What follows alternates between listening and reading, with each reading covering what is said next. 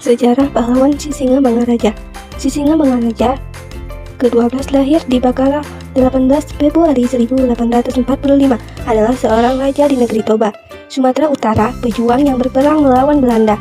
Kemudian diangkat oleh pemerintah Indonesia sebagai pahlawan nasional Indonesia sejak tanggal 9 November 1961. Sisingamangaraja ke-12 nama kecilnya adalah Patuan Bosar, yang kemudian digelari dengan Empu Hulu sebagai Raja Imam Penobatan Sisingamangaraja ke-12 sebagai Maharaja di negeri Toba bersamaan dengan dimulainya Open Door Policy atau politik pintu terbuka Belanda dalam mengamankan modal asing yang berorelasi di Hindia Belanda dan yang tidak mau menandatangani. Tahun 1877 para misionaris di Selindung dan Bahel Batu meminta bantuan kepada pemerintah kolonial Belanda.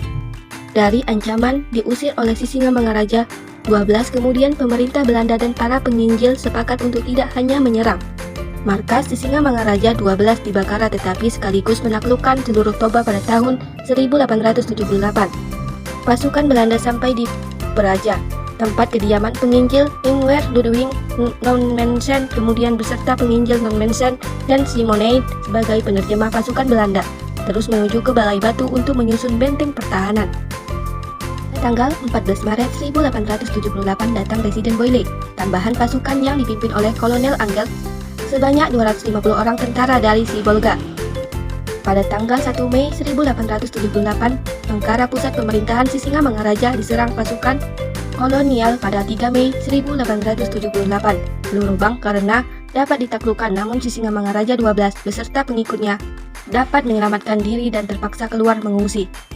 Sementara para raja yang tertinggal di Bangkara dipaksa Belanda untuk bersumpah setia dan kawasan tersebut dinyatakan berada dalam kedaulatan pemerintahan Hindia Belanda. Sisingamangaraja 12 meninggal pada 17 Juni 1907 dalam sebuah pertempuran dengan Belanda di pinggir bukit Ae Sibulbulen di suatu desa yang namanya Sion Hudon di perbatasan Kabupaten Tapanuli Utara dan Kabupaten Dairi.